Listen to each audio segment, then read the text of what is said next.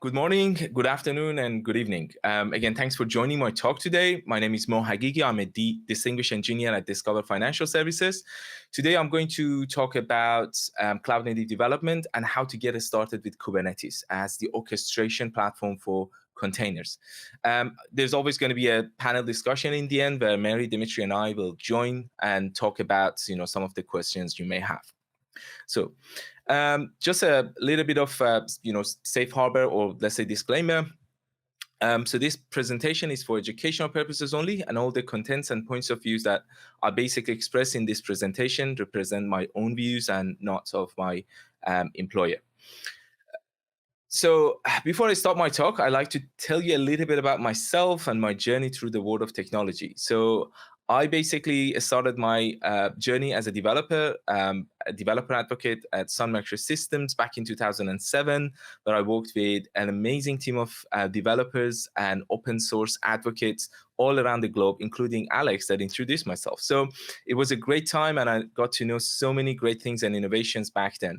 Then I basically moved on to do a PhD and a couple of postdoc positions, mainly researching in IoT and using machine learning in a distributed way. And then I joined Intel as a research scientist, where I worked on amazing products that we deployed into various places around the globe using Intel technology. And later I joined IBM as a head of developer ecosystems for UK, Europe, Middle East, and Africa. We had an amazing team of developer advocates all around the globe promoting open source technologies and making sure that people, developers actually get their hands on the right technology at the right time using the right tools. And now here I am at Discover as a distinguished engineer doing the same job, but now for a financial services from within the company. So the first point that I like to highlight here is about multi-cloud environments and what cloud native actually means. So the main questions for many developers is how what does cloud native mean, and how can we actually understand the importance of cloud native when it comes to multi-cloud applications.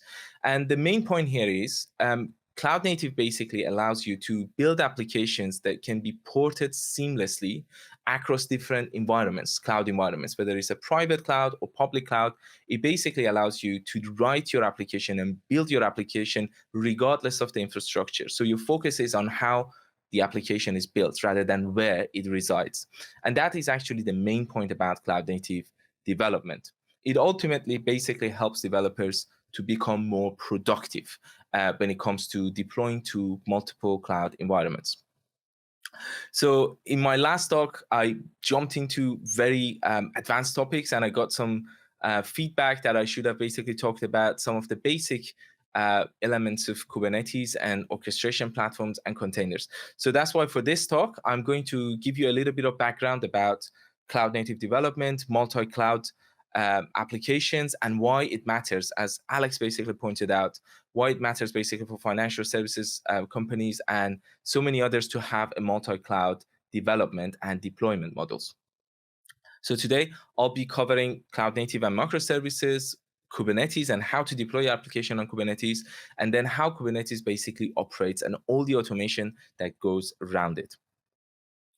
In case you're interested to learn about all the commands and the instructions to get us started with containerization, microservices, and Kubernetes, I've got this full tutorial on my GitHub. You can take a look at it. This is a Java application that I built back in 2020 during the pandemic. It basically was for it was a use case for deriving information on COVID-19 from Johns Hopkins University repo. And this application is a microservice. It's basically consisted of multiple microservices that I containerize and deploy into Kubernetes environment. And then I basically move on to using OpenShift container platform and coordinate containers and workspaces to take it even further. All the instructions are on my GitHub from the very beginning to the end, and all the instructions basically you need to get it started. So in case you're interested, take a look at my GitHub repo. So what are the motivations for having multi-cloud applications? For many clients, that's a very subjective question. Cost reduction is always that common reason in a majority of conversations with business execs. They all want to, reduce costs when it comes to multi-cloud development. But then at the same time, when we talk to C-level execs, they're mostly interested in providing business flexibility to their clients and delight them with new and competitive features. And data sovereignty is another reason. They want to be able to deploy the applications, the services they have onto a cloud environment where customers' data might reside. And for so many data sovereignty purposes and privacy legislations and regulations, in so many countries, you are basically required to run your application where customers' data reside. And for that reason, many C-level execs basically would like to have that sort of flexibility to be able to move and port the application as soon as a new customer with some sort of data sovereignty requirement come forward. And then when it comes to developers, and operation engineers, they're also interested in a number of factors.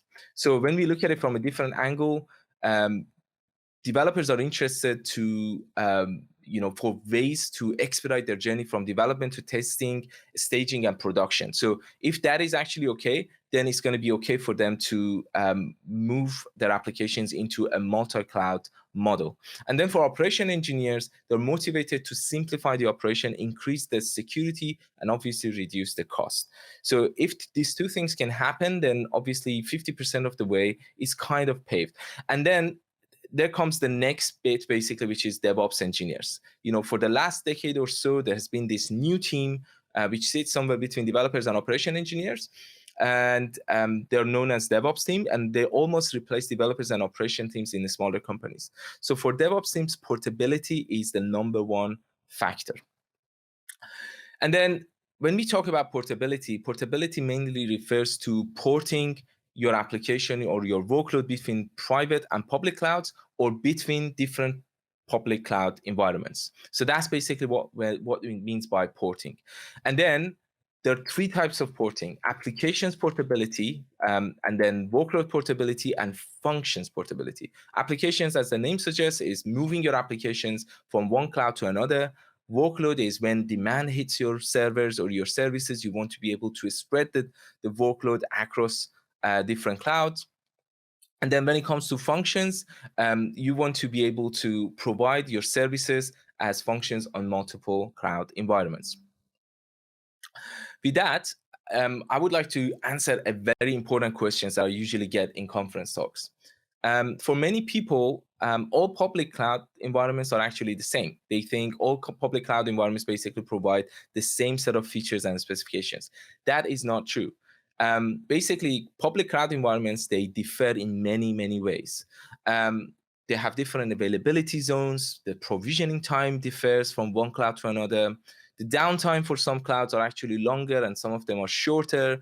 And again, for time critical and mission critical applications, you need to pay attention to what sort of applications you're actually running or what part of your application you're running on a public cloud. And then maybe you're looking for a very specific set of features or some sort of database that may not be available on one public cloud, but it is available on another. And for that reason, and obviously the cost and billing, the type of billing you have, some clouds basically provide you with hourly billing, some of them per call, some of them per annual. Again, it depends. So you have different set of features and specifications from different public clouds. So for that reason, you need to be able to move your application, your workload across multiple clouds as it suits your application. But the most important aspect is matching the right workload to the right cloud environment based on all the specifications that come from different public clouds.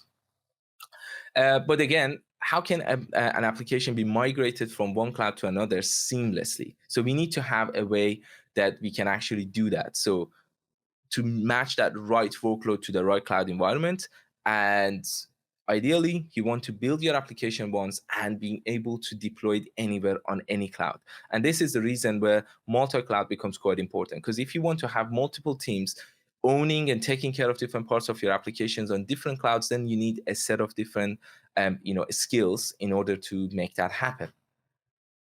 So let's go back to that main question. how can we actually build an application that can be updated continually without downtime? Different teams can own and evolve different services, and applications can be migrated from one platform to another seamlessly. And that is actually the answer is cloud native. So cloud native basically refers to how an application is built and deployed rather than where the application resides, as I said in the beginning of the talk. And it basically defines that the application must be built, delivered, and operated in a way that it is not hardwired to any infrastructure. So when you build your application, you're building your application to work in a way, to operate in a way that it can easily run on any cloud environment, in any environment. And that's basically the concept behind cloud native. Well, how does that happen? It basically by cloud native make that happen by simply by relying on microservices architecture. Microservices architecture is the building block and the most essential ingredient of cloud native application. Basically, a cloud native application consists of discrete, reusable components known as microservices that are designed to integrate into any cloud environment. So let's dig deeper and see what does that mean. So microservices architecture basically addresses all the liabilities that are inherent in monolithic applications. And monolithic applications are built in a way that everything is bundled together, as you can see on the left-hand side. We've got this store application for this digital store or online store application that all the catalog services, the billing, inventory, everything is bundled together as one application. If one part of this application, basically one of these microservices, one of these services basically fails, then the entire application might become useless, and your service basically will go down. Whereas in the microservices environment, as you can see on the right-hand side, we partition the applications into multiple pieces. And when that happens,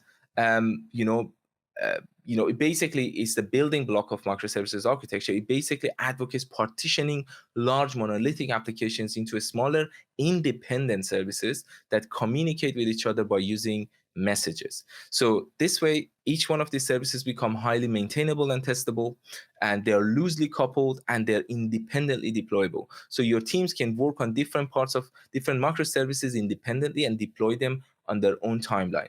And obviously, each one of these microservices, they're organized around business functionalities or capabilities. As you can see here, we've got we've got billing services, we've got inventory services, we've got recommendation services, and each one of them is completely separated.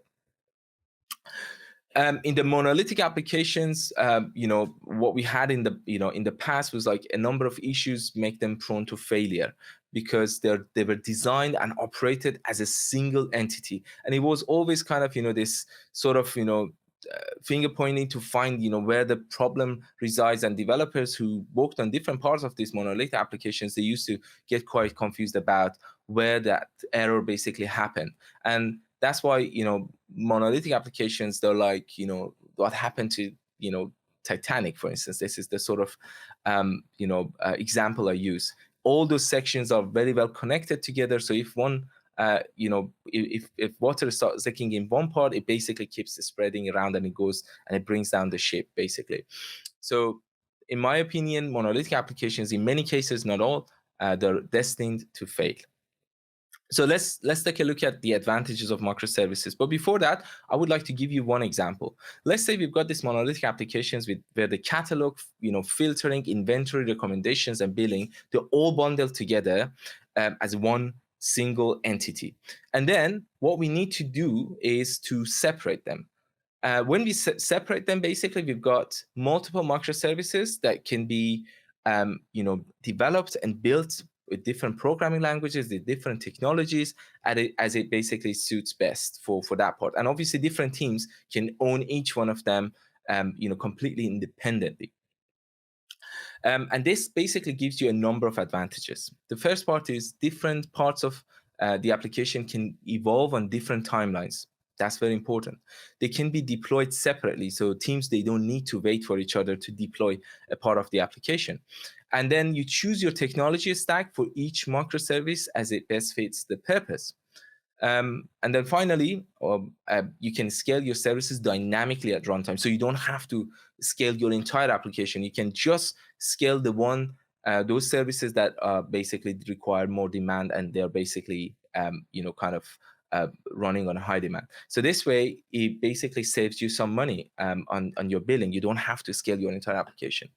But then you've got the most obvious advantage here based on what I said earlier. If any part of the application fails, the whole application will not necessarily becomes unavailable or unresponsive to the customer. Let's say an online shop during Christmas, if something happens to the inventory, it doesn't mean that the billing and the catalog service is going to be completely out of service. You can still serve your customer until you fix the problem for one microservice. And obviously it's because they are not designed and operated as a single entity like monolithic architecture. Now, going back to our monolithic applications that we separated, we partition the services into microservices. The next bit is that we need to containerize each one of them with their dependencies and libraries. So this way, each one of these containers can be deployed independently and separately without relying on each other. And obviously, by having messages in place, they can communicate and provide the same sort of service that you had as a monolithic application. But then the first part is, okay, containerize your application. Docker, Podman, there are so many tools out there that can help you do that. And it's a very quick and simple operation. All you need to do is just, build your image. And for that, you need to craft your Docker file. And then in that Docker file, basically, you provide the details of your applications and the dependencies and the environmental parameters. And it's not very complex. Here's a quick overview of what a Docker file basically contains. So you talk about your base image, and you talk about some of the arguments for environmental parameters, and then how to run that container. But then when we have a large number of microservices, you can imagine, I was just showing you like 5 microservices. If let's say we have like 70 microservices or 50 microservices, and this is actually the case for many financial services companies, then you need to have a way to orchestrate them, scale them based on demand, and obviously recover from failure and make updates to the microservices without causing interruption. This is a very hard task and a very complex process. You can't really use those tools that I mentioned earlier to do that. In order to do that, you need Kubernetes. Kubernetes is an open source system for automating deployment, scaling, and managing your containerized applications. What does Kubernetes offer? A multi-container application, when we have multiple containers, it must run on a multi-host environment, as we talked about multi-cloud environment, in order to eliminate that single point of failure. So if one cloud environment goes down, you can easily move everything onto another cloud environment. And Kubernetes can actually make that happen for you. So it can easily switch the load to another host. Then we need to be able to create new instances of your individual microservices. When I talked about the scaling earlier, that's actually what it needs to happen. And Kubernetes basically takes care of that for that individual microservices or multiple microservices at the same time. It can easily scale them. And then if one or more of your services need to be updated, let's say your team is working on a new feature for one of your microservices, then you need to be able to have ways to add those to the mix without causing any interruption or downtime. And that's basically what Kubernetes does. It schedules new deployments and create new instances of your containers with zero downtime. And then Kubernetes scales and manages your containers according to the available underlying resources based on what you've got available in the platform or in the hardware that Kubernetes is running on. And then last but not least is Kubernetes checks every container continually to make sure that they are healthy. And in case of any failure, it will take actions to reinstate our deployment and create new instances and restore the services. That's what Kubernetes does. It's amazing. It takes care of everything when you're dealing with a very large number of microservices. So with Kubernetes, we state what we desire about our application, such as the number of instances and individual, allocated resources and all that. And Kubernetes basically observes that actual state of our application and will keep on adjusting and readjusting our resources to make that happen. So it's always that continuous reconciliation of the observed and desired state. Now let's take a look at our deployment scenario on a high level. How are we going to deploy our application onto Kubernetes? So we've got our Kubernetes cluster. We broke down our application into microservices, then we containerized them with Docker, just a reminder. And then deploying each Docker container with Kubernetes will spin up a pod with this Docker container in there. And then based on our deployment scenario and the load for each one of those services, each pod gets replicated. That's basically where we talk about scaling, and that's basically adding new pods for each one of those services. So first we created a deployment, then we scaled out of a deployment accordingly by using replicas. And the next step is to create services that allows our applications, microservices, to communicate with each other within the cluster, and also to expose them to the internet and the external network. And that's basically what happens within Kubernetes. So these are about 12 instructions that you need to do, and I'm going to show you those. So we create using Cubectl. That's like your keyword. Basically, you create your deployment, and then you expose your deployment, and then you scale your deployment, and then you can even roll out new updates and even undo those updates using this command. So it's very simple, not that complicated, and you can do it all from your command line interface. If you've got a batch operation, obviously you can use YAML files and describe all the operations you want to happen in your YAML file, and then you can apply those YAML files in for batch operations. And then if you need to get information about your deployment, the number of pods, the deployment, how many replicas you have, you can basically use these commands to get that information.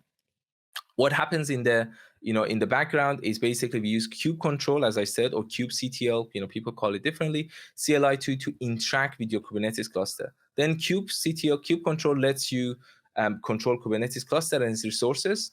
And then if you go back to our deployment scenario, we use Cubectl to instruct our master node to create a deployment based on the given containers. And the master node basically processes our request through the API server, as you can see, and then runs a scheduling service that automates when and where those containers are deployed based on our declaration. And then each worker node includes a Docker and a software agent called Kubelet. Now they've basically replaced that, so Docker is not there anymore, called the Kubelet, basically, that receives and executes orders from the master node. And then it creates basically the replicas. And then it spins up new pods for every instances of our containers. And then to expose our application to the external network, our master node creates a service to direct traffic to our pods, the way you can see happening here. Some of the other tools, open source tools that you can use, and they're completely open source, is like instead of Docker, you can use Podman to do that. You can use Rancher Desktop, which works like the Docker Desktop, and that way you can actually containerize your application completely using open source tools. When it comes to Kubernetes, you can even use OKD, which is the OpenShift, basically. Open source version of OpenShift that you can actually use. And then, for the storage, you can use Prometheus, you can use Redis for in-memory storage, and you can use Postgres for persistence. They're all open source tools and completely free. And then you can use Grafana to actually visualize what's happening in terms of getting the logs and everything else from your system through, for instance, Prometheus. So this is like a completely open source ecosystem that you can use to build and deploy your cloud native application.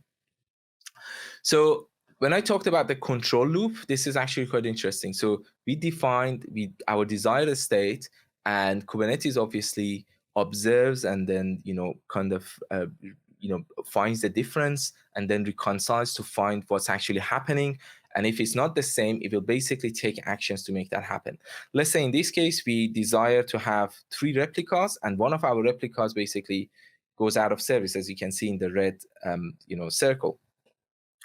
Kubernetes is going to find out exactly that we don't have as many replicas, and if there's no backup, the replacement is instant with no issues. So what's going to happen is going to basically replicate another pod immediately to make sure that we've got a good number of replicas ready for the application. And what happens is Kubernetes will basically make that happen. So thank you again for joining my talk. I tried to keep it very short, and I hope you've enjoyed the talk and all the information I've given about using Kubernetes and all the instructions that you need to do. So make sure that you don't miss the last part of the conference, where we are going to join together with all the speakers to answer your questions. Thank you.